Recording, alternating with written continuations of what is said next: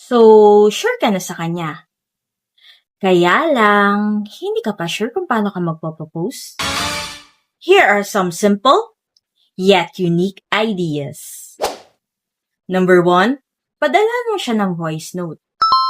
Puntahan mo siya nang hindi niya alam. Then, while on your way, padalhan mo siya ng voice note. Kunwari, ordinaryong kwento lang, or kinakantahan mo siya. Tapos, mga 1 minute bago ka makarating sa location niya, ipadala mo na yung recording na, "Will you marry me?"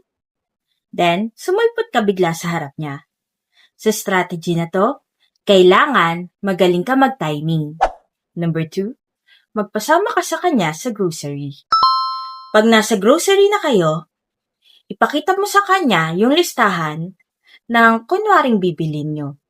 Mas maganda kung mahaba para magmukhang ordinary yung listahan lang. And sa dulo nun, nakalagay yung tanong na, "Will you marry me?"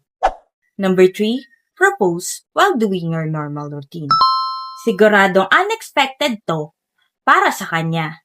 Kasi, sino ba naman na mag-e-expect ng proposal habang let's say nagluluto kayo, di ba?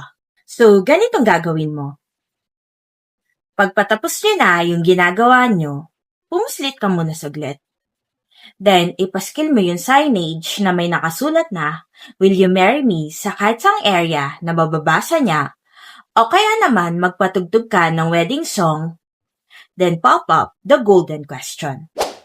Hopefully, nabigyan kita ng idea kung paano ka magpo-propose. Para sa mga nakapag-propose na dyan, pakilagay naman sa comment section kung paano nyo ginawa.